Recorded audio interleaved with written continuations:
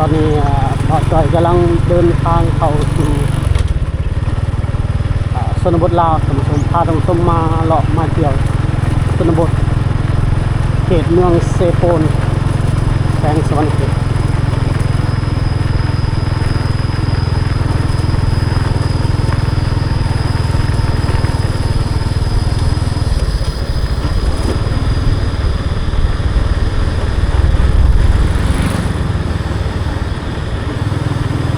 ตอนนี้บรรยากาศยามเช้าๆเลยท่านผู้ชมเวลาประมาณ8 โมงเราเดินทางมาระยะหนึ่งแล้ว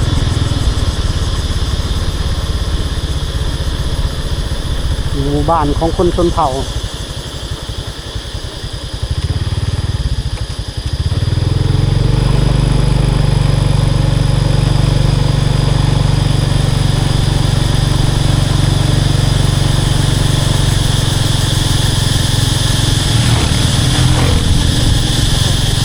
ชาวบ้านสัญจร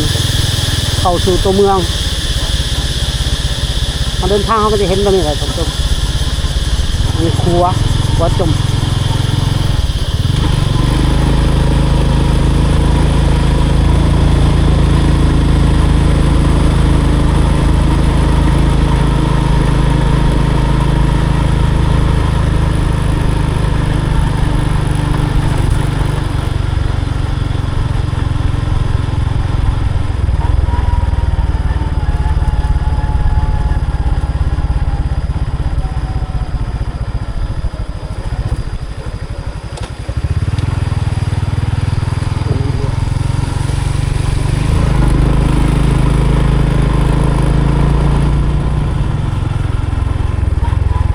บ้านเรือนของชาวบ้านเพิ่นอยู่ตามเขาตามนี่แหละท่านผู้ชมตามภูเขามีบ่อนทางแดงเนี่ยทางดำเนี่ย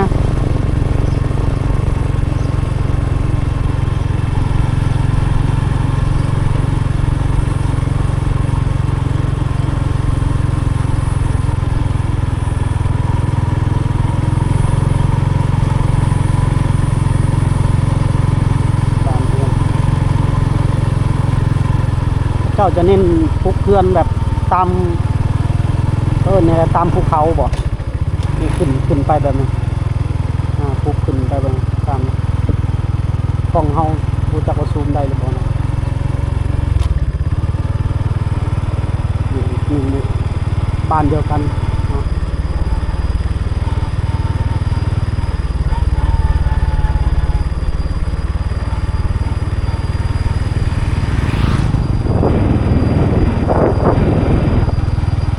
หมู่บ้านนี่สวย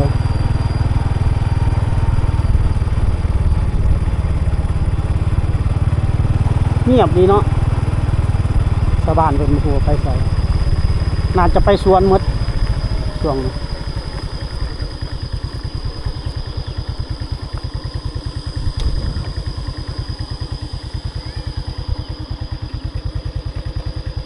ชมบ้าน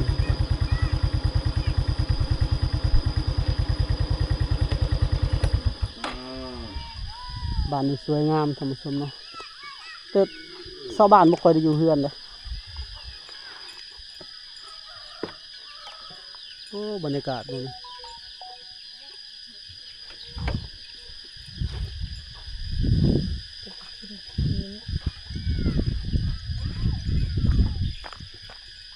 บ้านนี่บ้านอหอเกิดบ้านอหอท่านผู้ชมเนาะเป็นหมู่บ้านของชนเผ่าบรูชนเผ่าตรีเขตปะปนกันไปชนเผ่ามังกรเนาะบรรยากาศเงียบได้ยินแต่เสียงกระลิ่งงัวควายนะท่านผู้ชมเดี๋ยวเราจะย่างเข้าไปก่อนนะเนี่ย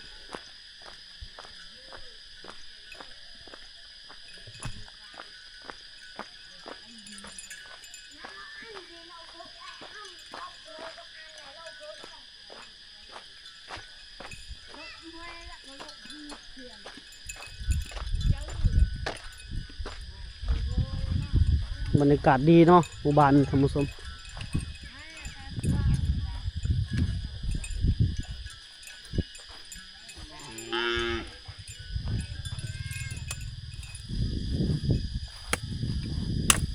เฮ็ดยังไม่เท่า เฮ้ย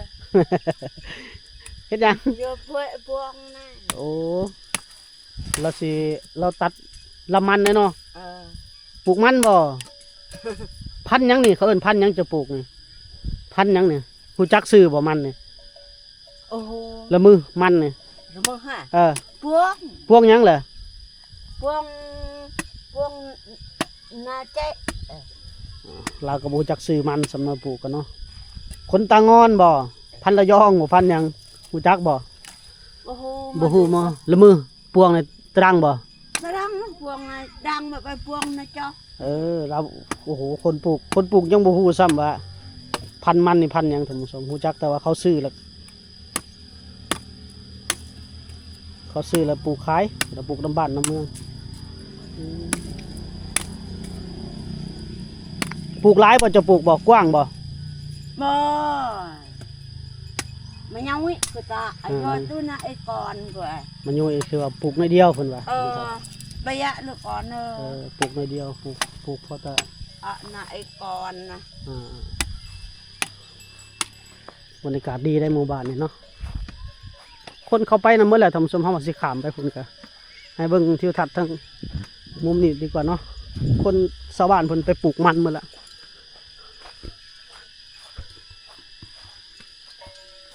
โอเคเดี๋ยวเราสิเดินทางต่อไป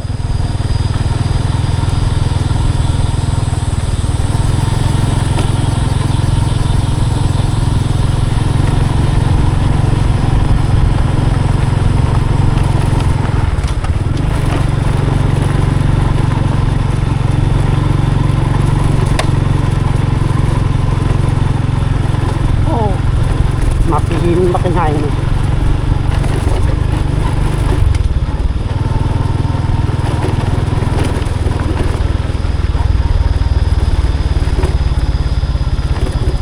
แกงนี่แกงกล้วยวะ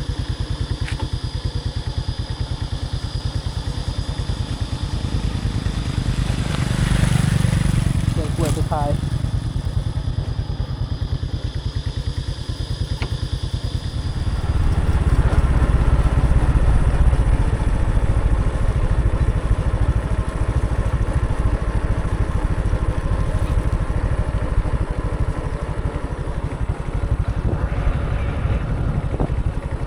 หมู่บ้านนี่สวยงามขนาดคุณผู้ชมเดี๋ยวเขาขอเลาะหมู่บ้านนี่ถ้าเที่ยวหมู่บ้านนี่ก่อนเนาะ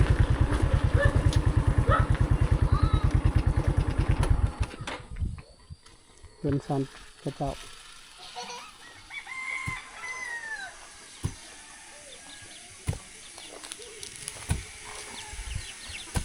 าตำเขาคุณผู้ชมโอ้กำลังตำเขาอยู่ตำเลยจะโคกแล้วมื้อนี้โดนแล้วบ่ตำหากระตำนี่บ่ป้าต้อง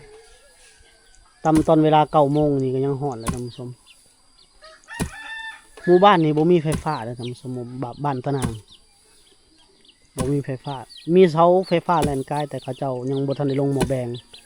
ซึ่งชาวบ้านเพิ่นก็ยังบ่ได้ใช้ไฟฟ้ามาหลายปีแล้วบ้านนี้เป็นบ้านใหญ่พระเจ้าจำพากันตำเขาตอนเช้านี่ท่านผู้ชม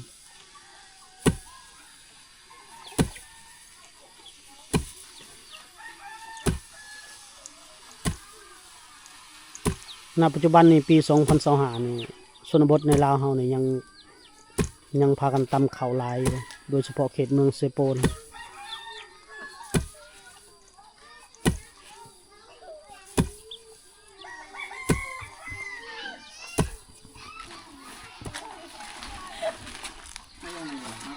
นี่ก็พากันตำเขา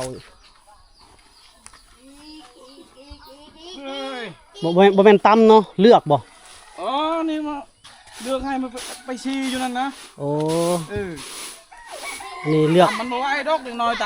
โดยจะไปซีอยู่บ้านซีดงนี่โดย สอบเท่าไรสี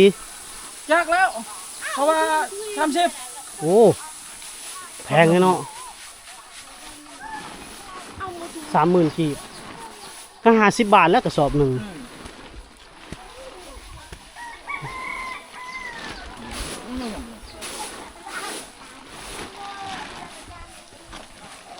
นู่นห้องคุณพัดคุณผู้ชม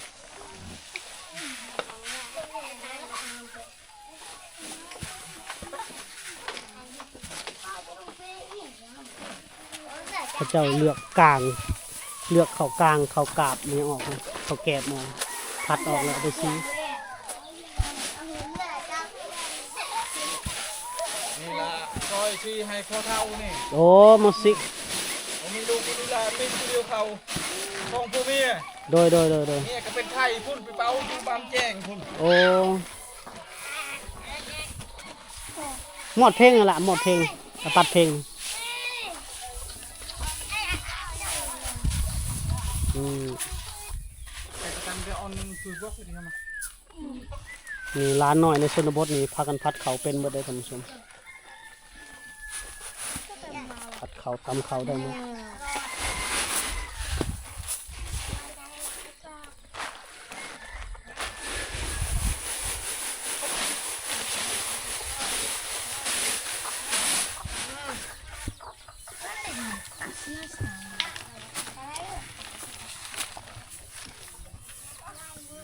เขาให้ท่านผู้ชม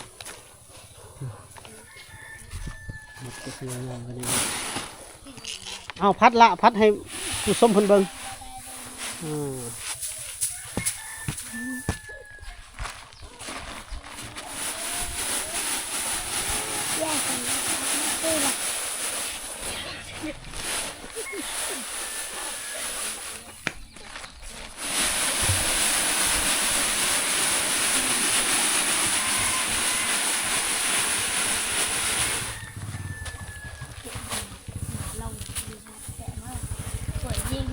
พระเจ้าเลือกเขากลางเขากาบเขาแกะหมอกเลยกลางตัวออกนะเขามาใกล้ในขี่มันจิ้วใส่เฮานะ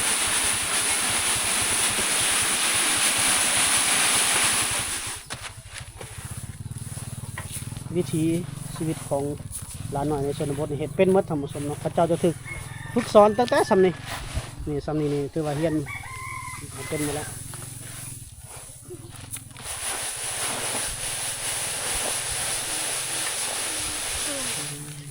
เก่งเนาะ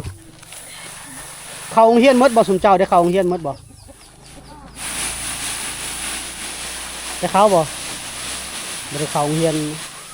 บ้านนี้เป็นบ้านใหญ่แต่บ่มีโรงเรียนทำสมลูกหลานก็เลยเป็นคนกึกคนนั้นหมดเลยมีอยู่โรงเรียนแต่เป็นบ้านอื่นหายไปเขาบ้านอื่นนะท่านผู้ชม นี่พุ่นยืนอยู่บ้านนะห้องเด้อ อ๋อมาพี่ก็ได้ละ5 กิโลเนาะ ยางเอานั่นแหละยาก โดย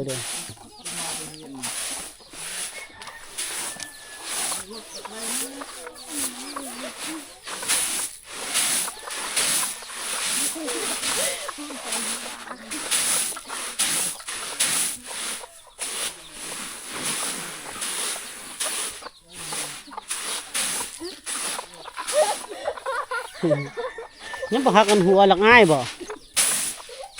อ้ายหยังนี่ผู้ชมเพิ่นเบิ่งจากต่างประเทศได้น้องเอ้ยลูกหลานบ้านเฮาลูกหลานชาวลาวเฮา8 ปี10 ปีปัดเข่าตำเข่าได้เมิดเพิ่นว่า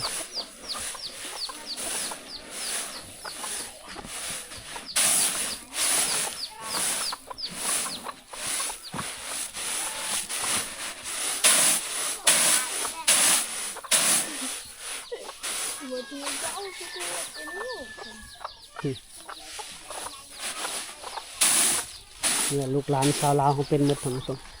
บอกเขาเห็นอายเป็นเห็ด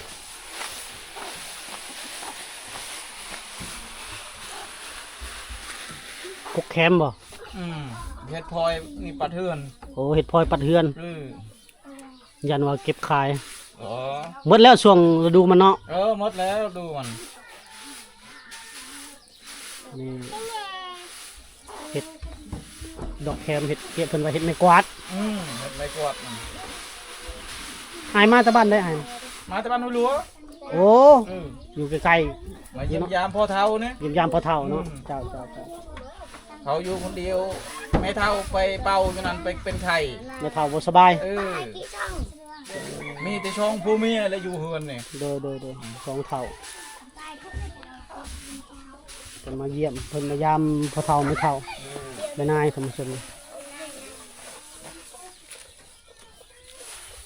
ตอนลูกหลานก็ยังพัดอยู่เดี๋ยวบ่เจอพัดเลาะทั้งพุ่นท่านผู้ชม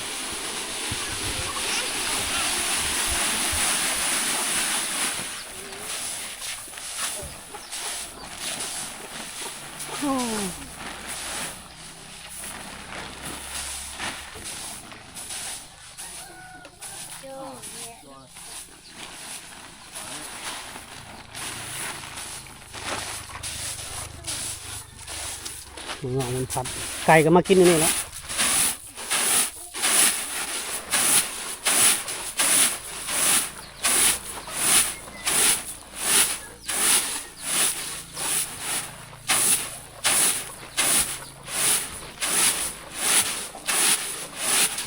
ให้เบิ่งฝีมือเพิ่นพัดเข่าท่านผู้ชม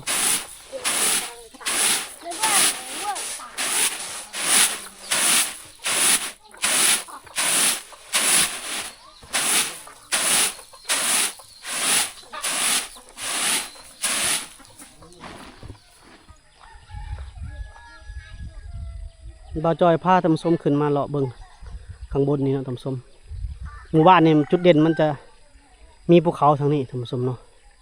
แล้วเขาขึ้นมาอยู่มุมสูงนี่เขาจะเห็นแบบนี้โอ้ธรรมชาติหมู่บ้านนี่สวยงามท่านผู้ชมถ้าเป็นหน้าฝนให้งามเนาะประมาณ20 ปลายกว่าหลังคาเรือนท่านผู้ชมเนาะหมู่บ้านงาม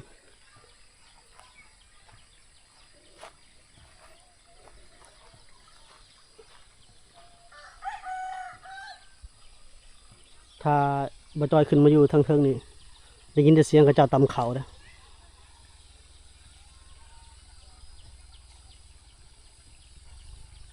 บรรยากาศในหมู่บ้านนี่เงียบกริบ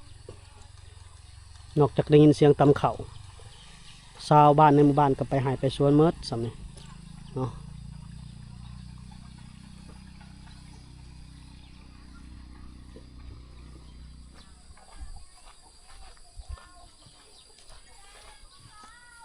เป็นป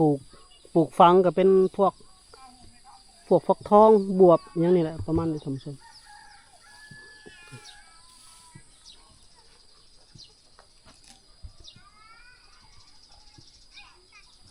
ได้ยินแต่เสียงตำเข่าได้บ่จอยลงมาเมื่อกี้นี่อยู่หันมีคกหนึ่งแต่เศร้าแล้ว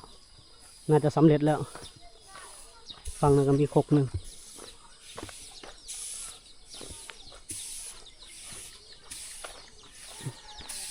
นี่ก็ตำพัดเข่านี่สีแล้วแล้วประมาณ9 โมง 10 โมงนี่ตำแล้ว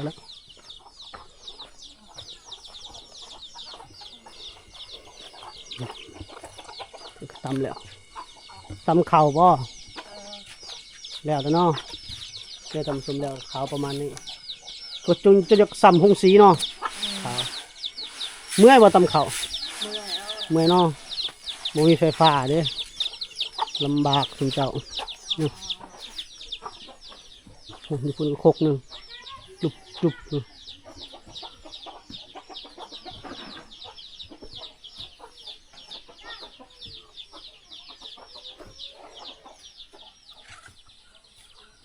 อีกมุมหนึ่งของหมู่บ้านท่านผู้ชมนี่เขามาเบิ่งมุมนี้ก็งามเนาะประชากรในหมู่บ้านก็บ่ได้ล่วงหลายดอกท่านผู้ชม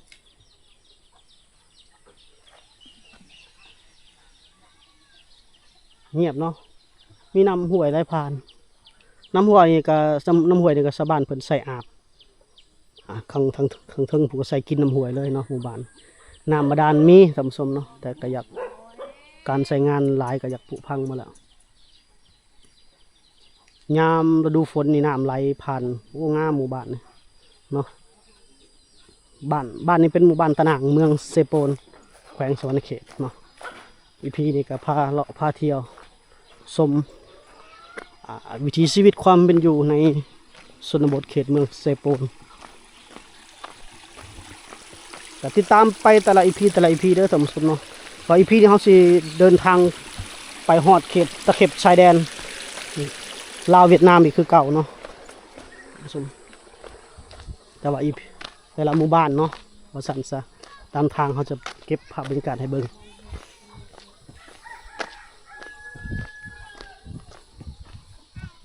เดี๋ยวเราจะเดินทางต่อท่านผู้ชมเนาะฝากติดตามแต่ละอีพีเด้อท่านผู้ชม